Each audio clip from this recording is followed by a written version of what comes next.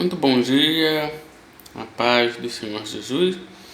Você sabia que o amor de Deus é tão forte sobre a sua vida que Deus ele ama você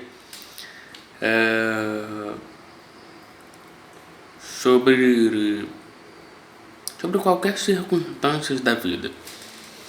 Aquilo que você não consiga entender, não consegue compreender, talvez você olhe para cada situação da sua vida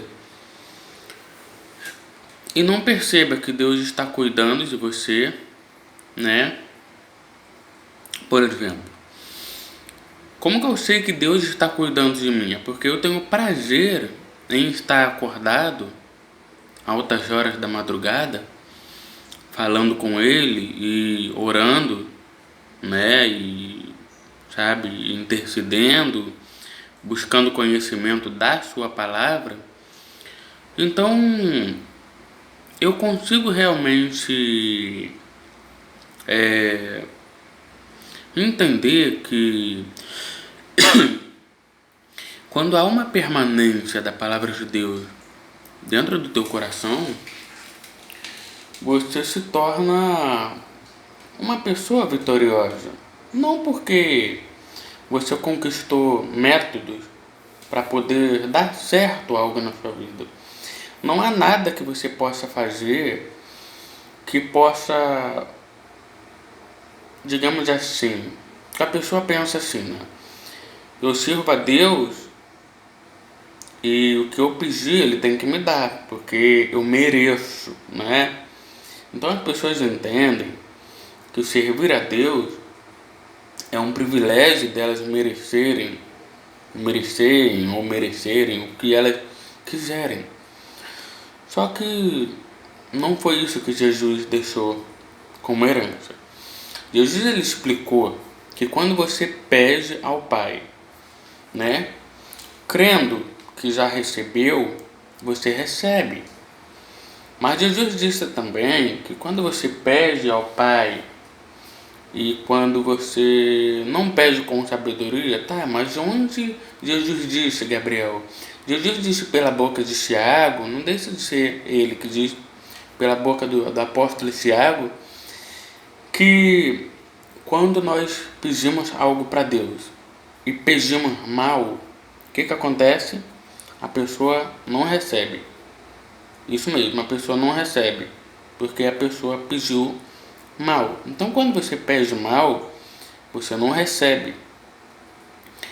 Quando você pede respeitando a palavra de Deus e com temor de Deus no coração, você recebe aquilo que você pede, sabe?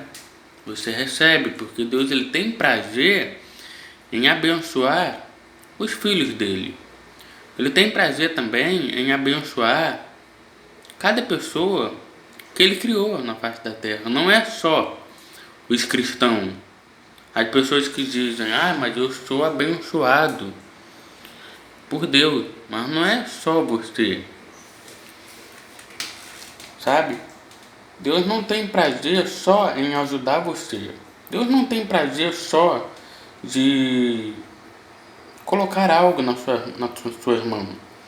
Para que algo dê certo. Para que então você possa ter sucesso naquilo que você mais queira. Pare e pense, Deus é amor. Você acha que Deus gostaria que você pedisse algo a Ele e que depois você abandonasse um propósito que Ele colocou na sua vida? Pare e pense. Quantas pessoas que não receberam algo da parte de Deus, elas ficaram frustradas e ao mesmo tempo pensativas, ficaram magoadas com ele, pensaram duas vezes em desistir, em parar de caminhar, pensaram mil coisas, milhares de coisas. Só que não é isso que a Bíblia pede para você fazer. A Bíblia pede que você deve pedir ao Senhor, mas também você deve perseverar, crendo nele e andando com ele. O filho pródigo, ele tinha tudo. O que ele fez? Ele sai da casa do pai, sai da bênção do pai, debaixo da cobertura espiritual do pai, e ele perde tudo. Ele perde inclusive o dinheiro e ele começa a passar necessidade. Acontece duas misérias na vida dele. Ele perde dinheiro e começa a padecer necessidade. Quando ele começa a padecer fome, cuidar das bolotas de porcos e a padecer necessidade, ele olha para um lado e para o outro e fala: quantos trabalhadores do meu pai têm pão com fartura sobre a mesa e eu aqui passando necessidade? Eu vou voltar porque eu preciso pedir perdão para o pai, pedir perdão para o meu pai. Afinal de contas, eu errei, eu pisei na bola com ele, eu pequei contra o céu e contra ele. Então o que está acontecendo? Quando o filho pródigo percebe que ele não tem mais nada, nem a riqueza e nem os bens materiais que ele queria, nem a riqueza e nem a comida sobre a mesa, o alimento, ele diz: já sei o que eu vou fazer, eu já sei, eu vou voltar para a casa do pai e vou confessar o meu pecado diante dele, diante do céu, e dizer para ele que nem mais filho eu tenho condições de ser filho dele. Então, não seja como o filho pródigo, mas dependa do pai para tudo, dependa dele, deixa que ele direcione suas vidas, a vida de cada um de vocês, porque nós estamos vivendo um tempo de tanta... que o inimigo parece que ele tem tanta certeza que ele vai arruinar a terra, que ele está pervertendo a fé que tem algum. Ou seja, ele está levantando muitos falsos profetas para enganar o povo, e o povo está passando a mão por cima, né? Passando pano por cima, pão e circo. Fica essa bagunça. O povo abandonando a sã doutrina, a palavra da verdade. E aí, o que acontece? A pessoa não consegue permanecer na fé. Aí entra o espírito de apostasia. Sabe o que acontece? A pessoa fica rebelde. Não vou nem falar de igreja, porque uma pessoa rebelde não significa que é uma pessoa que não vai na igreja. Não é isso. Cada um nasce com um propósito da parte de Deus. Cada um nasce com um chamado da parte de Deus. Então Deus, ele derrama o espírito dele no coração de cada pessoa e chama para um propósito específico. Ninguém que tenha propósito específico vai querer fazer algo só para si, mas ele vai sempre deixar que o Senhor use ele como canal de bênção e que ele seja um vaso do oleiro nas mãos do Senhor para ensinar, exortar, corrigir na sã doutrina e por aí vai. E ele é usado também na palavra do reino e na sã palavra da sabedoria do Espírito. Então, por mais que você pensa, será que Deus me usa? Não. Olha, Deus não usa você. Na verdade, Ele coloca algo sobre você para que você possa fazer. Ele coloca sobre você uma unção, o reino dele, a graça dele, a palavra dele. Ele não usa somente você como um copo descartável ou como uma prateleira onde você pega aquele docinho ali, ou até mesmo como algo de objeto, algo parecido nesse sentido, não. Deus, ele não usa você porque você não é objeto. Deus, ele te dá uma autoridade chamada Reino do Céu, poder de Deus, palavras de sabedoria, palavras de conhecimento, dom do Espírito Santo, a autoridade do reino, a unção do Espírito e a direção. E aí você é direcionado por ele para ser um canal de bênção nas mãos dele, certo? Para você ser um canal de bênção nas mãos dele e também para você ser um vaso de honra na mão do Cordeiro. Porque Paulo também disse, numa grande casa, não há somente vasos de barro, de pedras, de ouro, de prata. Não há somente vasos assim. Mas numa grande casa há vasos que são para honra e outros para desonra. Vasos para desonra são aqueles que não buscam e não perseveram.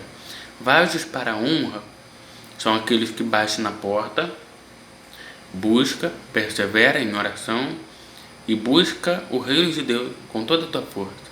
Por isso, Deus diz isso: buscai o reino de Deus e a tua justiça, e as demais coisas serão acrescentadas.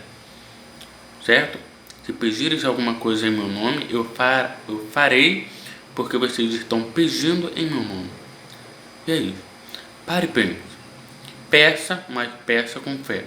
Se é dom, peça com fé. Se é condição financeira, peça com condição humilde de coração. Se é vida com Deus, peça com amor. Se é sabedoria, peça com temor. Se é reino, se é revelação, peça com sabedoria e peça com amor. Tudo que vamos pedir para Deus não é como pedir dinheiro para o nosso pai terreno, para nossa mãe, para um familiar, ou então liga para o teu amigo e fala: ô amigo, me empresta aí R$50, ou me empresta 200, me empresta 300, me empresta 1.500. Não. Não é assim. Você chega diante do Pai, diante de Deus: olha, Deus, eu sei que o Senhor é poderoso, eu sei que o Senhor cuida de mim, eu sei que o Senhor é dono do ouro e da prata, mas eu preciso, Deus. O Senhor conhece os que são seus e conhece as necessidades dos que são seus. Por isso, não deixe de pedir nada ao Senhor. Peça com toda a tua força. Mas comece pedindo aquilo que é importante para Ele. Engraçado, se você pedir algo que é importante para Deus, você alegra o coração dele. Se você pedir somente aquilo que é terreno, você não entristece o coração dele, mas você está demonstrando para ele que você não está preocupado em perseverar para com ele. Ou seja, você está demonstrando para ele, você está mostrando para ele que você não está preocupado com nada que ele te deu, com nenhum presente, nenhum dom, nenhuma sabedoria, nenhum dom da palavra de sabedoria. Você não está preocupado com nada. Você está preocupado com o seu ego. Você está preocupado com a tua riqueza. Você está preocupado talvez até com a tua família. Você está preocupado talvez até quando você mora numa casa e você fica abalado para um lado para o outro, querendo caçar alguma coisa para comer. Você fica até abalado quando você fica 2, 3 dias sem comer, como eu já fiquei. Peço que isso não aconteça mais comigo. Eu tenho ficado triste sim quando eu tenho deixado algumas coisas acontecerem. E eu falo: a Deus, será que eu estou buscando o teu reino e a tua justiça para que as demais coisas possam ser acrescentadas na minha vida? Só que a gente entende, nós temos uma visão acerca do Evangelho, acerca do reino, ou até mesmo acerca da pessoa do Pai. Nós temos uma visão deformada e uma mente engessada, uma mente dura, um coração duro, capaz de não entender algo que Deus quer que façamos. O nosso coração, ele precisa se amolecer. A nossa mente precisa abrir, porque uma mente religiosa jamais entenderá segredos e mistérios do reino dos céus. Jamais entenderá. Por isso que a teologia, muitas das vezes, ela vai ensinar para você que você não deve buscar a cura.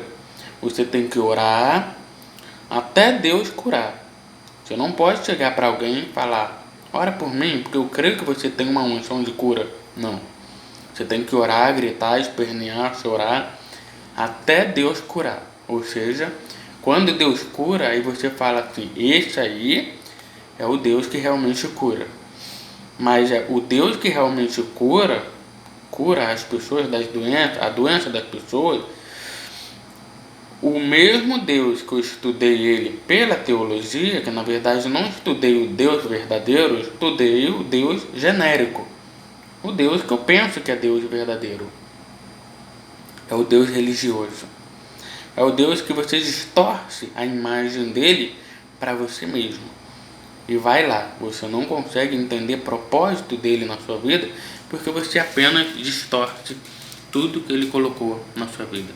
Então, para você não distorcer a palavra de Deus e os ensinos do Pai, você precisa ter uma condição de coração correta e ter uma condição humilde e poder entender, através do Espírito do Pai, que você precisa depender dele para tudo, você precisa estar alicerçado na palavra dele, no propósito dele, e você precisa saber a hora, o momento, o dia, para que você realmente possa fazer algo que ele queira que você faça, para que você não possa fazer nada errado.